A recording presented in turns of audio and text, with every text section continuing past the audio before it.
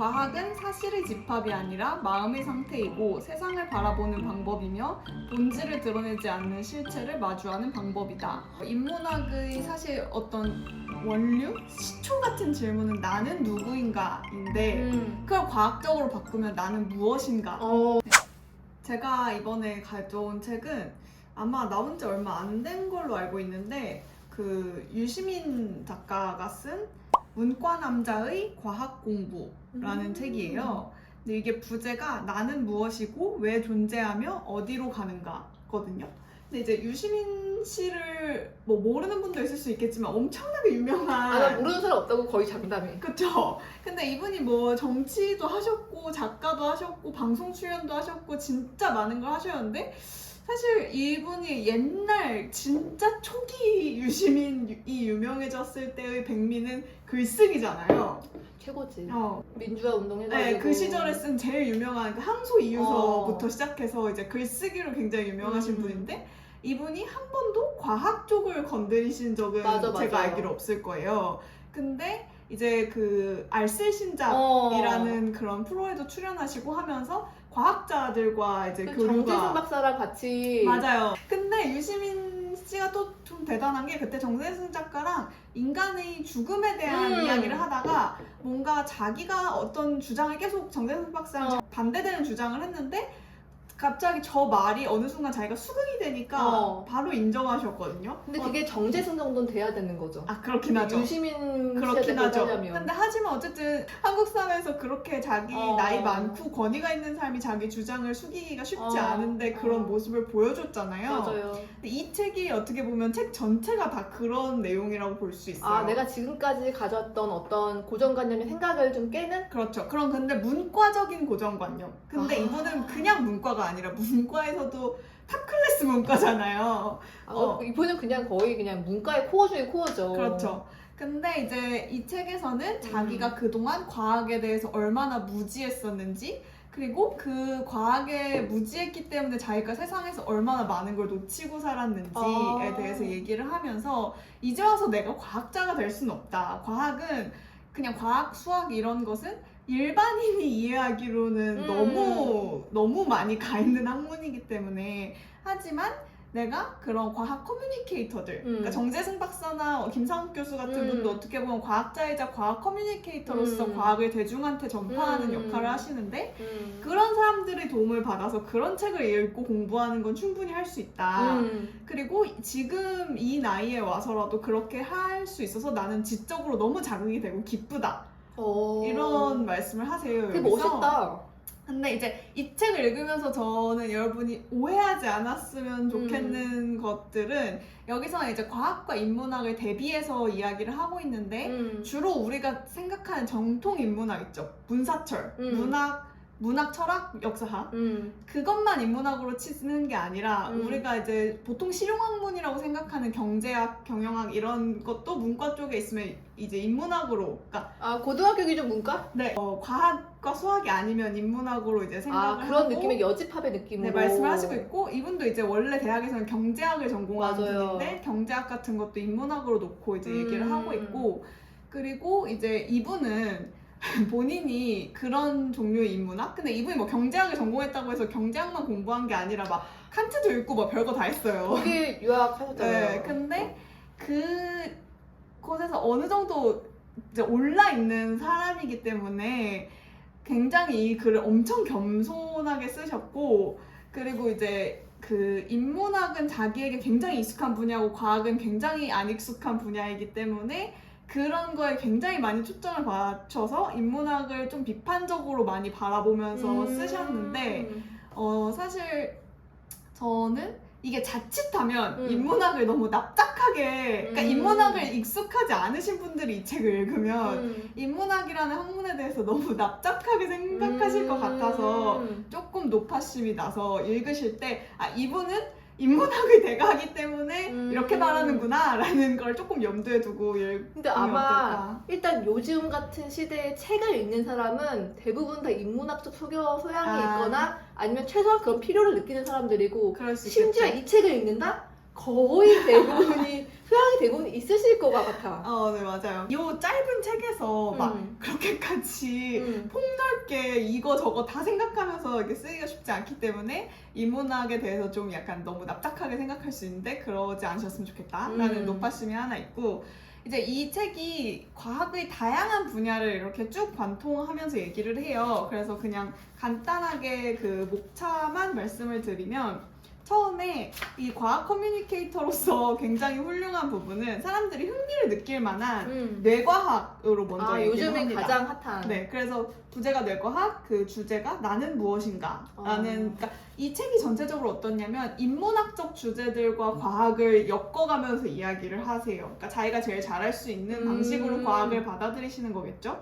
그래서 정통 과학책이라고 보시면 곤란하고 정말 문과에 완전히 치우쳐 있던 사람이 새롭게 과학에 눈을 뜨면서 그거를 자기가 기존에 갖고 있던 인문학적 소양과 어떻게 엮어서 말하는지 되게 필요한 책이다. 그런 식으로 생각을 하면서 보시면 좋을 것 같고, 그래서 그 뇌과학이 자연스럽게 생물학과 연관이 되잖아요. 그래서 우리는 왜 존재하는가, 생물학.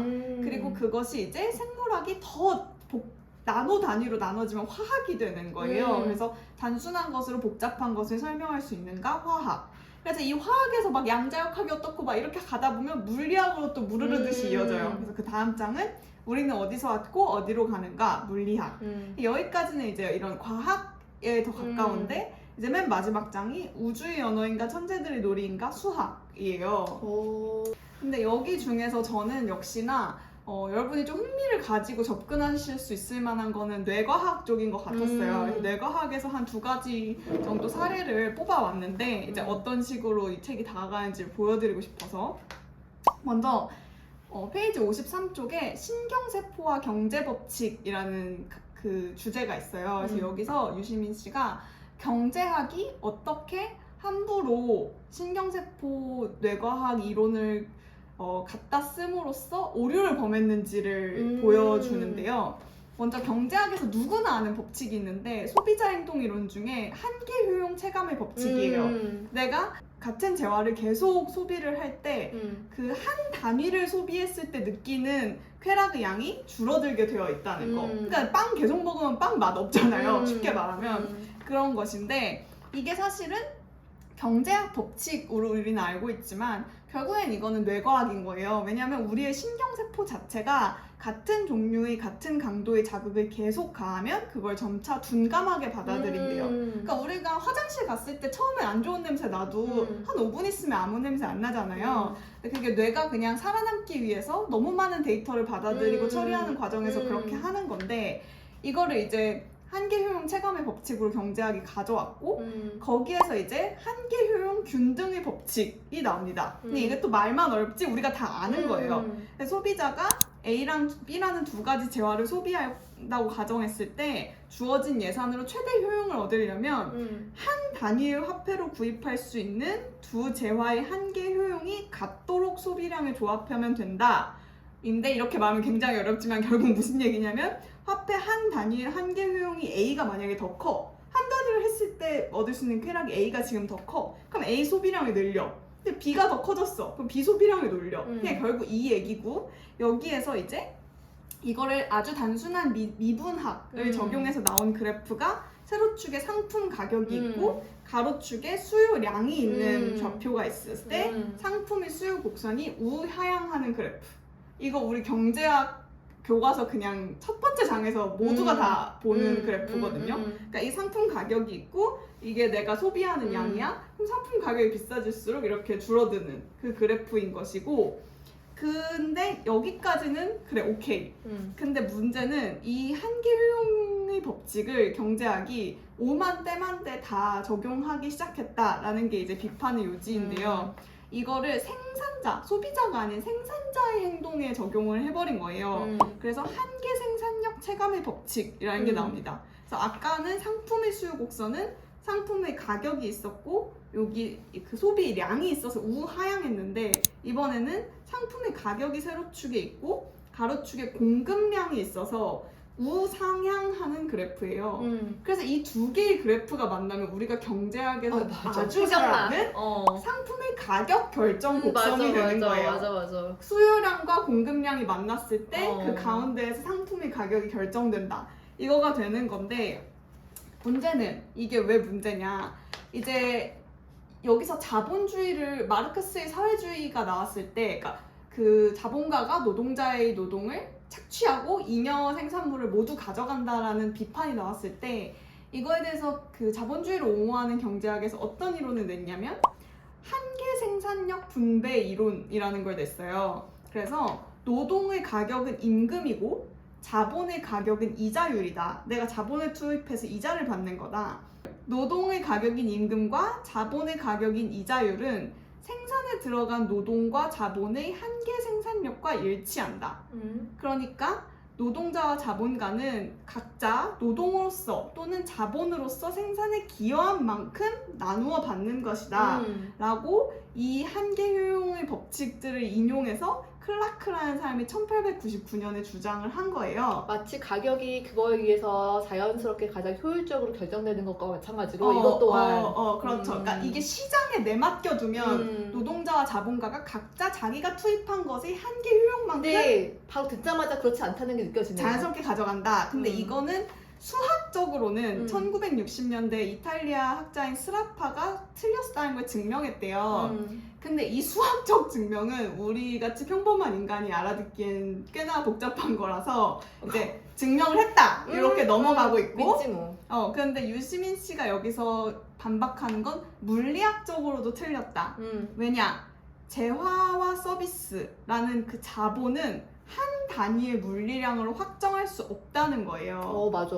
그래서 우리가 원래 한계 효용이라는 법칙이 나왔던 건 신경세포의 반응 강도잖아요. 신경세포가 얼마나 반응하는지는 우리가 과학적으로 한 단위 한 단위를 측정할 수 있어. 그리고 소비자가 소비량을 늘려가는 것도 하나 사고 두 개 사고 측정할 수 있어.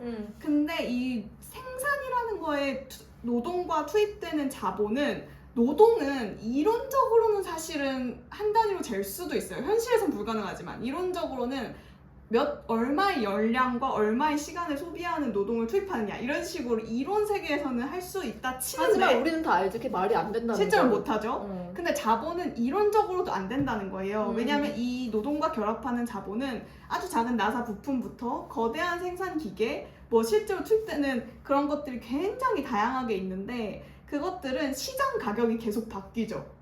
그때 수요와 공급에 따라서. 그렇기 때문에 어떤 하나의 화폐 단위로 자본은 측정할 수 있는 물질이 아니다. 그래서 이것은 물리적으로도 꼭 수학적 증명이 아니라 물리적으로도 이렇게 그 생산에까지 한계 효용의 법칙을 부여할 수가 없는 것이다 라고 이제 반박을 하는 거예요. 그런데 이거를 모두가 사실 알고 있다, 경제학자들이. 이 이론이 틀렸다는 거예요. 이미 왜냐면 뭐 1890년인가에 증명도 했고 그리고 이 수학이 이렇게 정통한 사람들이 뭐 물리학을 모를 리도 없고 자본이 한 단위로 측정될 수 없다는 거는 우리가 모두 공감할 수 있는 현실인데 다만 경제학에서는 분배 이론을 설명할 새로운 마땅한 이론이 없을 뿐만 아니라 이 자본주의를 옹호하는 학문이 점점 발달했기 때문에 우리가 이런 틀린 학문을 여전히 경제학 교과서에서 배우고 있다. 그래서 근데 저는 이걸 읽으면서 재미있었던 게 그냥 경제학만 우리가 공부할 때는 이렇게 연결지어서 생각하기가 어렵잖아요. 그래서 막 신경세포, 뇌과학 막 이런 것을. 근데 이렇게 물리학과 뇌과학의 세계와 연결지어서 경제학을 흥미롭게 풀어낼 수 있다는 거가 약간 좀 저는 재미있는 포인트였어요. 그리고 이제 여기서 또 강조하시려고 했던 건 유시민 씨가 이런 식으로 다른 학문에 대해서 잘 알지 못하면서 그냥 끌어다 쓰고 가짜 전문가다. 그거를 그렇죠. 스킨 인 더 게임처럼 그거를 유행처럼 번져나가면서 그냥 틀린 이론을 쓰고 이런 거에 대해서 반성해야 된다. 그치. 라는 이야기를 하셨고 그거보다 이제 좀 더 가볍진 않은데 제 기준 그거보다 재밌었던 이야기로 한번 넘어가 보자면 마찬가지로 뇌과학 파트에 나오는 64페이지에 나오는 현상과 사물 자체에 대한 이야기예요. 여러분 칸트 아시죠? 칸트는 압니다. 칸트의 정원 명령들. 정원 명령이란 말도 알죠. 그런 게 있다는 건 아시잖아요. 그럼요. 그게 뭔진 몰라도. 어. 근데 칸트는 사실 그냥 철학자일 뿐만 아니라 수학과 과학 공부도 했던 사람이래요. 천재야 칸트는. 근데 칸트가 했던 말 중에 이런 게 있어요. 조금 침착하게 들어보세요. 시작할게요. 우리는 주관적 감성 형식과 가로 열고 공간 형식과 시간 형식, 그러니까 주관적인 공간 형식, 시간 형식 이런 감성 형식과 사고 형식을 통해 외부의 대상을 인식한다. 우리 주관의 형식으로 인식한 대상은 현상으로 우리의 주관과 무관하게 그 자체로서 있다고 상정하는 사물 자체가 아니다. 우리는 사물 자체를 인식할 수 없으므로 그것이 존재한다고 말할 수도 없다. 자연은 우리 주관의 형식에 따른 자연이지 주관과 관계없이도 존재하는 자연이 아니다. 라는 이야기를 했는데요. 결국 이게 무슨 얘기냐면 말이죠. 여기 앞에 책이 있잖아요. 근데 이 책이 물 자체, 사물 자체로 존재한다고 우리는 말할 수조차 없다. 왜냐하면 우리가 인지하는 책은, 우리 앞에 현상하는 책은 우리의 감각 기관이나 사고 형식, 감각 형식에 의존해서 인지하는 거잖아요. 내가 이걸 눈으로 보고 손으로 만지고 색깔이 이렇다고 생각하고, 근데 그 인간의 인지 능력에 한계가 있다는 걸 우리는 현대 과학의 도움을 빌려서 이제는 모두가 알고 있고, 근데 칸트는 그런 게 있기도 전에 알았던 거죠. 이것은 우리가 인지하는, 우리 앞에 현상하는 것은 사물 자체가 아니고 그 다른 것이다. 그래서 우리는 사물 자체에 대해서 있다고도 안다고도 할 수 없다 라고 이제 이야기를 했던 거예요. 근데 이제 유시민 씨가 이것을 양자역학 그리고 뇌과학과 연결을 지어서 얘기를 하는데, 이제 이거를 과학적으로 생각한다면 이런 거죠. 우리는 빛이 사실은 다양한 파장을 가진 거잖아요. 근데 우리는 가시광선의 영역만 보죠. 우리의 눈에 보이는 가시광선 영역의 전자기파만 보고 그것이 빛인 것인데, 이 파장이 너무 길거나 짧은 적외선이나 자외선은 우리가 눈으로 볼 수는 없어요. 있다는 것만 알지. 과학의 힘을 빌려서. 그렇게 따지면 우리가 보는 그 빛이라는 건 사실, 그러니까 거기 있다라고 말하기 어려운 게, 우리는 사실 이 시각에 다 속고 있는 거잖아요. 그러니까 우리 눈에 안 보이는 거 없다고 생각하는 거니까. 그런 의미에서 우리 눈에 보이는 걸 있다라고 함부로 말하기 어렵다라는 이야기고, 그리고 또 박쥐의 경우에는 초음파를 쏘고 그 초음파가 대상에 부딪혀 들어오는 것을 감지해서 뇌에서 이미지를 만든대요. 그러면 어떻게 생각하면 우리가 눈으로 보듯이 박쥐는 청력으로 이미지를 감각하는 거예요. 그러면 아까 칸트가 말한 주관적 감성 형식에 따라서 서로 경험하는 세계가 박쥐와 우리는 그냥 완전히 달라버리는데, 우리는 우리가 보는 것만 옳다고 생각하죠. 근데 우리는 박쥐가 어떻게 사는 거야? 그러니까 어떻게 보이지도 않는데 어떻게 살아? 이렇게 생각하는 거예요. 근데 그게 예를 들어서 개의 경우에는 후각이 우리보다 막 만배 발달했는데 눈은 잘 안 보인다고 하잖아요. 강아지들이 생맹인 경우가 많고. 그러니까 그런 것처럼 인간은 자기의 감각에 의존하고 그게 완벽하다고 생각하지만 보이는 게 다가 아니다. 우리가 들리고 만지는 게 다가 아니다. 색을 감각하는 게 당연히 서로 다를 거고, 그렇죠. 근데 이게 어떤 되게 딱 단일한 하나의 팩트처럼 우리가 얘기하고 있는데 그것이 아니다. 아니다.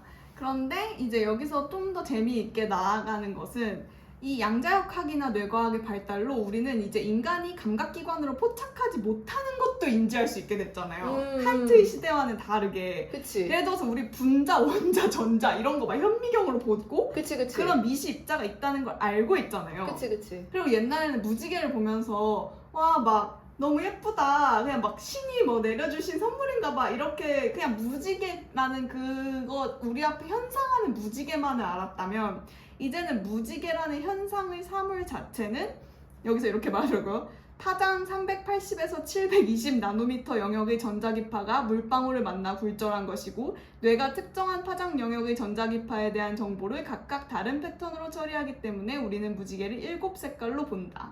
내가 이거랑 비슷한 얘기를 이제 어린이랑 같이 보는 과학책에서 보고서, 물방울로 같이 붕지고 햇빛이 좋은 날 이렇게 뿌리면은 무지개가 나오잖아요. 그걸 해줬거든요. 어린이들은, 모든 어린이는 다 무지개를 좋아하거든요.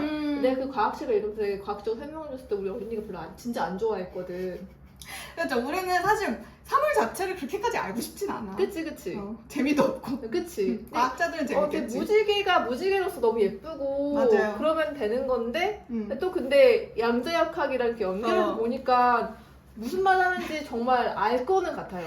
그래서 이 유시민 씨는 칸트가 시대의 한계를 뛰어넘지 못한 건 잘못이 아니다. 그리고 그는 인간이 알 수 있는 것과 알 수 없는 것을 깊게 탐구한 존경할 만한 철학자이자 과학자였다. 근데 너무 대단한 게 이런 양자역학이 없는데 혼자서 그냥 집에서 이렇게 생각하고 음. 또 생각하고 또 생각해서 그렇게 했다는 이 사람 진짜 뭐야 칸트. 근데 이렇게 사실 과학과 연결지어서 보면 또 철학에 이런 재미있는 외연이 확장되는 결과가 나타날 수는 있는데 여기서 우리가 근데 또 생각해 볼 수는 있는 것 같아요. 그러니까 우리가 그 과학적으로 이 입자, 미시 입자를 알고 그런 과학적 원리를 안다고 해서 정말 인간이 물 자체를 안다고 생각할 수 있는가? 그래도 어쨌든 우리는 같은 사물, 같은 사건, 같은 것을 보면서 서로 다른 생각을 하고 다른 주관으로 다른 입장을 가지고 내가 근데 보는 것이 진실이라고 여전히 생각하잖아요. 과학을 알면서도. 물론 이제 유시민 씨는 그것이 인간의 부족함이라고 얘기를 하는 것이지만 여기서 거만한 바보라는 표현이 나오는데 파인만이 하는 소리래요. 근데 그렇게 하는 것이지만 어쨌든 인간은 인식에 있어서 한계를 갖고 있고 자기 앞에 현상되는 것만을 진실이라고 생각을 하기가 너무 쉬운 존재이기 때문에 저는 이 칸트의 철학이 오히려 그냥 과학과 합해서 외연이 확장되고 재밌어지는 건 사실이지만 이렇게 과학이 발달한 시대에 더 의미를 가지는 거 아닌가 하는 생각도 했어요. 오히려 더 의미를 가진다. 어쨌든 이런 식으로 우리가 알고 있던 것들을 이런 과학적 사실과 엮어와서 이렇게 재미있게 스토리텔링을 그러니까 스토리텔링이 또 끝판왕이잖아요. 스토리텔링은 잘은 맞는데 재미있는지는 잘 모르겠는데 스토리텔링이 되게 스무스하다. 근데 사실 뇌과학 파트가 제일 재밌어요. 나 지금 무슨 생각했는지 알아? 약간 딱 그래서 아까 목차를 알려줬잖아요. 했는데 제일 첫 번째 목차를 골랐잖아. 아 이거 수학의 정석이구나. 이게 맞아. 내가 하기 집합이다. 그 뒤로 갈수록 점점 더 어려워지는 게 맞는데요. 사실 화학 막 이쯤 가면 약간 포기하고 싶다는 막 이온 결합이 어떻고 막 포기하고 싶다는 생각이 드는데 어쨌든 그래도 저도 완전 문과생이거든요. 진짜 수학, 과학과 별로 가깝고 친숙하지 못했던 사람인데 요새는 또 이제 이런 우리나라에서는 최재천 교수님, 김상욱 교수, 정재승 교수 이런 과학 커뮤니케이터들이 많이 나왔고 또 해외에도 막 뭐 브라이언 그린이나 이런 막 유명한 책을 쓴 사람들이 나와주고 있다는 게 또 고마운 일이기도 하잖아요. 나 같은 사람도 과학에 한 발 다가갈 수 있는. 그래서 여기서 이제 주석으로 그런 자기가 참고한 과학책들을 많이 이제 싣고 있거든요. 근데 이제 그 과학책들도 진짜 막 연구서, 막 원저라기보단 그런 한 단계, 두 단계 거치는 커뮤니케이터들이 쓴 대중서들을 주로 많이 소개해요, 주석에서. 그래서 읽다가 내가 이 주제에 조금 꽂히거나 흥미가 느껴진다 하면 그 연결된 주석에 있는 책을 찾아서 읽어보는 것도 어디에 꽂혔어요? 뇌과학. 저는 브라이언 그린 엔드 오브 타임을 읽어보고 싶다는 생각했는데 이거 왜냐면 제가 친구가 읽고 되게 좋다고 했는데 그게 이렇게 두꺼워요. 그건 뭐에 대한 거예요? 무슨 시간과 그 여기서의 우주와 챕터로 치면 어느 챕터인 거야? 여기서는 물리학에 가깝지 않을까? 아 물리학. 우리는 어디에서 왔고 어디로 가는가? 그거에 가깝지 않을까? 근데 제가 읽어본 책이 아니라서 확답은 못하겠어요. 근데 어쨌든 그래서 그런 식으로 여기에서 끝나는 게 아니라 이걸 읽고 내가 몰랐던 영역으로 뻗어나가는 식의 얘기를 하기에 좋은 책이라는 생각이 들었어요. 그러니까 이거를 읽는 것보다도 왜냐면 사실 이 책을 읽는 것 자체가 막 이걸 읽는다고 해서 내가 과학에 눈에 뜨이는 것도 아니고 막 엄청 의미가 있다기보단 이게 약간 징검다리 삼아서 내가 몰랐던 세계로 넘어가 보자. 근데 이게 내가 막 인문학자가 아니어도 사실 과학의 대다수의 대중들이 인문학과 과학 중에 어떤 게 더 안 익숙해? 하면 대부분 과학이 더 그렇죠. 멀게 느껴지잖아요. 압도적이죠. 우리 이런 거 하잖아. 뭐 방학 때 CEO들이 휴가 때 뭐 하냐? 인문학 공부한다 하는데 CEO들이 휴가 때 뭐 하냐? 양자역학을 한번 파보려고 합니다. 그렇진 않죠. 않지. 근데 저는 이게 조금 안타까운 게 이게 또 그러니까 저는 인문학을 사랑하는 사람으로서 인문학에 대한 오해가 너무 많아서 그러니까 물론 그런 것도 인문학이에요. 인문학인데 그러니까 인문학의 탈을 쓴 그런 CEO들이 읽는 그냥 성공학 같은 것들이 있잖아요. 그치. 네, 그런 식으로 약간 오해를 받는 경우가 좀 너무 근데 많아서. 약간 난 근데 그것도 약간 넓혀줘야 될 것 같은 게 사실 우리가 그 음. 커뮤니케이터들이 쓴 책 같은 것도 과학자들이 보면 이거 과학 아니야라고 하거나 되게 얕다고 생각할 거잖아요. 그치, 맞아요. 그래서 그런 뭐 인문학 완전 정통 인문학이 아니라도 되게 얕더라도 근데 맞아. 그것도 안 읽는 것보단 나. 훨씬 나니까. 안 읽는 것보단 나. 음. 근데 약간 그런 게 있는 것 같아요. 과학은 너무 어려우면 논문이나 책이 사람들이 과학 수학은 그냥 그러려니 원래 이 학문은 그런 것이려니 나한테 하는데, 문제가 있다 생각하지. 근데 인문학 쪽이 근데 사실 그것도 깊게 들어가면 어려울 수밖에 맞아. 없거든요. 왜냐면 너무 자세한 이야기를 그렇지. 하다 보면 어떻게 생각하면 더 어렵다. 왜냐면은 여기서는 그 뭐 뇌각 이런 거나 물리 이런 거는 증명이 있잖아요. 이거 근데 칸트가 이렇게 어떻게 생각하게 됐는지 그거 어떻게 따라가? 인문학은 사실 증명할 수 있는 음. 완전한 진리가 아니고 그냥 끊임없이 성찰하고 그치. 대화하는 학문이니까. 근데 이제 인문학이 어려우면 사람들이 되게 그거를 이제 좀 안 좋게 생각할 때가 많아서 안타까움이 있다. 그치. 근데 이제 깊게 들어가려면 또 어려울 수밖에 없다 학문이라는 것이. 근데 얕은 학문도 여기서도 그런 얘기 나와요. 그 엄청난 수학자, 천재적인 수학자 하디가 수학에는 하찮은 수학과 뭐 이렇게 진정한 수학인가? 뭐 이게 있다. 근데 이런 하찮은 수학을 비판하려는 용도로 쓴 말이 아니고 그냥 알기 쉽게 알아먹기 쉽게 하려고 그런 단어를 쓴 건데 하찮은 수학은 뭐 우리가 아는 그런 막 실생활에 적용할 수 있는 수학 학문들. 근데 진정한 수학은 진짜 그 신계에서 놀 것 같은 그런 숫자 놀이들 있죠. 우리 같은 사람 봐도 이해도 못하는 그런 거라고 했는데 유시민 씨는 근데 자기가 볼 때는 경계가 없는 것 같다. 그러니까 그 하디 시대에는 실용학문에 쓰이지 않았던 것들이 지금은 실용학문에 맞아. 쓰이기도 하고. 왜냐면 우리가 머신러닝 이런 거에 엄청난 수학 들어가잖아요. 실용적인 거잖아. 그리고 우리가 보기에는 이 수학이나 둘 다 어렵고 대단하다. 그치. 어. 대단하다. 근데 마지막으로 여기서 제가 인상 깊었던 문장 하나 소개드리면 88쪽에 유시민 작가가 한 말은 아니고 나탈리 엔지어라는 분이 한 말이래요. 근데 과학은 사실의 집합이 아니라 마음의 상태이고 세상을 바라보는 방법이며 본질을 드러내지 않는 실체를 마주하는 방법이다 라고 얘기를 했대요. 와, 근데 이 사람이 과학자인가? 이거 말한 사람이? 그 모르겠네. 이 사람 인문학자면 와, 근데 과학자면 막 와. 이런 시각에서 본다면 우리도 충분히 과학을 접근해 볼 만하지 않을까. 그러니까 내가 지금까지 외면해왔던 세계의 반쪽인 거잖아요. 어떻게 생각하면. 학문의 반쪽. 되게 큰 반쪽. 근데 어떻게 보면 과학이 또 인문학이나 이런 분야에 끼치는 영향이 어마어마하잖아요. 그치. 과학의 패러다임이 한 번씩 바뀔 때마다 완전히 지각 변동이 일어나는 거잖아요. 그치. 그러니까 처음에 분자, 전자, 원자 이런 걸 발견했을 때, 그치. 처음 양자역학을 발견했을 맞아. 때, 처음 지구가 태양을 돈다는 걸 발견했을 때, 막 그런 게 다 인문학에 연결되어 있는데 우리는 그냥 그거를 근데 이제 이분이 비판한 거는 인문학자들조차도 외면하고 살아간다. 그리고 그것이 인문학의 위기를 초래했는지도 모른다. 너무 맞는 말인 것 같아. 더 이상 우리한테 지적인 자극과 짜릿함을 줄 수 없기 때문에 그런 비판을 하는데, 네. 나 너무 맞는 말인 것 같아. 우리가 깊게 파는 데만 열중하잖아요. 근데 깊게 파는 거 너무 중요한데 주변을 안 살피고 그냥 깊게만 들어가니까. 근데 사실 이게 우리 스킨앤더 게임 전문가 얘기했던 거랑도 좀 연관되는데 지금 분과학문의 시대잖아요. 그러니까 자기 분야에 깊게 들어가는 시대이기 때문에 그러니까 사실은 과학자들도 물론 과학자들 중에 인문학을 공부하고 이렇게 손을 내미는 분들 많지만 최지창 교수님 같은 분도 그런 일부 분이고 있지만 그렇지만 두 분야 다 사실 자기 거를 깊게 파는데 근데 사실은 또 인문학이 과학을 접근하기는 과학이 인문학 접근하기보다 더 어렵잖아요. 매우 어렵죠. 너무 언어가 다르기 그치. 때문에 완전히 다른 언어를 하니까. 그러니까 이런 커뮤니케이터가 진짜 필요한 거구나. 그렇죠. 그래서 이런 학제간 연구라는 게 사실은 여기서도 그 비판이 나와요. 그런 장이 열려도 학자들이 적극적으로 참여하지 않고 아까 말한 거만한 바보처럼 자기가 알고 있는 거에만 안주하려고 하고 그러면 안 된다. 이제 서로 학제 간에 교류하고 연구를 나누고 다른 학문도 해보려고 하고 이런 게 필요하다라는 이야기도 나오는데 사실 거기까지 가면 너무 이야기가 길어져서 제가 이제 좀